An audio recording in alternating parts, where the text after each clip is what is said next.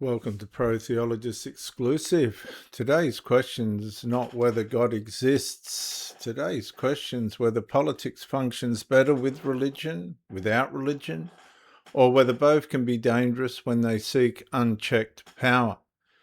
Throughout history, religious institutions have shaped laws, morality, education, charity, and civilization itself. At the same time, atheist and secular political systems have often promised freedom from religious control while creating entirely new systems of authority and belief. So which has served society better, religion, atheism? Or is the real issue what happens when any ideology gains power without accountability? Let's examine the evidence. That Prime Minister that you guys had during COVID, Jacinta, I forget her name, Jacinta something. Was she didn't leave the place in a good position, did she? No. Go ahead. No, you go. Most people voted her in. She got a large majority of the votes, and then a large majority of people bullied her out of office. She couldn't have done a better fucking job. If anything, she should have been more maternal, more stern. When people started throwing their little temper tantrums, she should have put her fucking foot down, but she didn't. That was her biggest mistake. I heavily disagree with the way she was treated. What's going to happen over there now? There's a new guy that everybody's saying is going to be the next going to be a prime minister in the future. He's like some youth leader.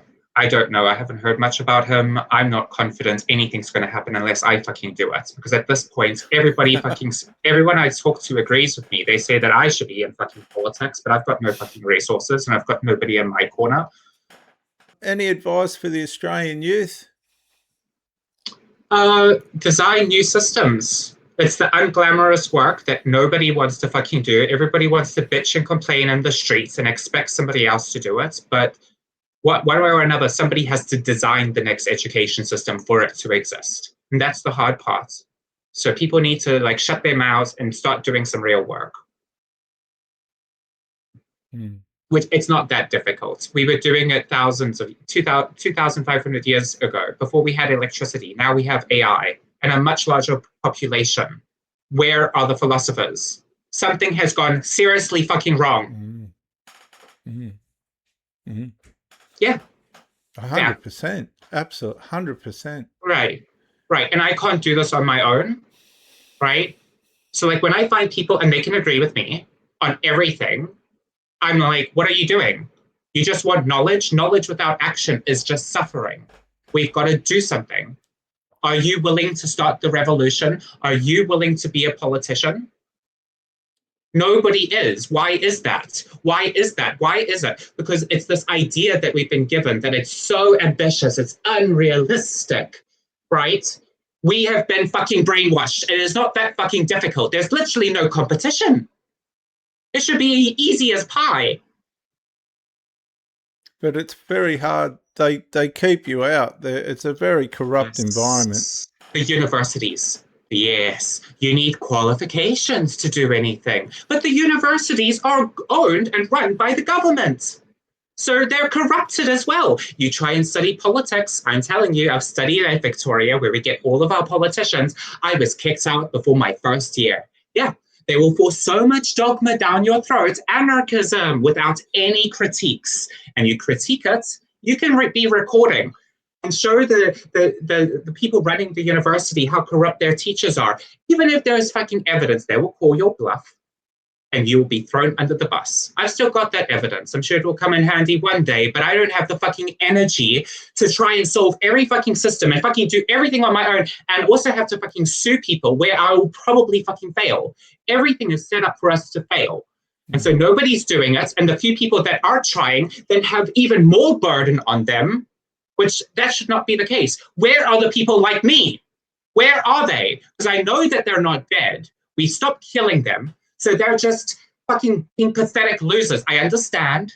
I've been through everything just like them. I understand that it's hard, and it would be nice to just expect somebody else to do all of it, but we can't do that because we've tried. I've waited how long? Nobody's coming to save us. We have to do it, right? So like, I'm at a point where I understand certain people are not born to be politicians and they don't have the resources to do it. But I also know out of the people that I'm talking to, there are people who were born to do it. They do have the fucking resources and they're just afraid and they just need somebody to be fucking straight with them. And I don't know who's who. I just have to treat everybody exactly the same. What are you doing? Whatever job, whatever your ambitions are, do not matter if we have fucking morons with nukes, you know, running the show. None of it matters. Nothing else matters except politics right now. 100%. Absolute 100%. So everybody agrees with me. Nobody's willing to take any responsibility or take any risks, right? You just want to play everything fucking safe. And to me, that doesn't sound like a way to live life. It sounds like an NPC. Like the universe is literally, it's literally framed this entire problem like a massive quest. Like, we've never been more intelligent. We've never been more capable of doing this. There will probably be nothing more fun in the world than succeeding at the most difficult task. It will be exhilarating. Why are people denying themselves the opportunity to even try? No one's trying. No, look, if we pride ourselves on the truth, we need to acknowledge we've never found the truth by taking leaps of faith, ever. Okay, to some extent with experimentation, sure, we experiment, but believing in God is not an experiment. If anything, we've believed in God for hundreds of years and no evidence has come from that, right? We've given it a chance, which is the scientific method. We've got no evidence and it's a distraction. If we truly pride ourselves on ever finding the truth, we need to acknowledge every stupid action was based on leaps of faith and not do that. Okay, but you're perpetuating religion still. So you need to stop that, right? The most rational response in a lack of, when you come faced with a lack of evidence is to just suspend belief. If we crawled out of the abyss on our fucking own, right, where the universe developed consciousness that is far more significant than the alternative, okay? And it makes a lot more sense that we created ourselves through evolution, right? If God created us, who created him, right? Where did he come from? How did he exist, right? If he doesn't need an explanation for his existence, right? Why do we need to have an explanation for our existence? Why must there be a God to explain? It doesn't make sense, right? It's primitive. Think, a caveman creates a tool. He creates a fire. Then he thinks, what created me, right? So he thinks from the perspective of the tool. The tool's perspective, it's a man in the sky that made the tool, right? So he thinks, well, what made me? A man in the sky? Like, this is like the most obvious common sense type thinking for cavemen to go through around the world, which is why religion has emerged with a lot of similarities independently of each other, right? And then there's also the fact that if there was a rustle in the grass and we assumed it was nothing, we'd get eaten by a lion. And if we assumed it was a lion, even when it wasn't, we'd be more safe. So that is something that's so deeply baked into our psychology. And then people who want to control other people, codified it as actual systems for the purpose of slavery. It is slavery. It is control. One way or another, even if God is real, then it still implies that we are slaves. We have to live in service of him. I just think it's disgusting. History suggests that neither religion nor atheism automatically produces good government. Both have generated periods of stability, reform, prosperity, and social cohesion. Both have also produced oppression, corruption, censorship, and abuse when power became concentrated and accountability disappeared. Perhaps the most important lesson we can learn is that politics cannot escape morality. And the question's not whether society will be governed by beliefs.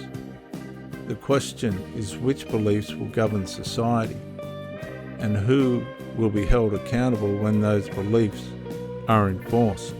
And I think that's the message that our friend from New Zealand was sharing with us.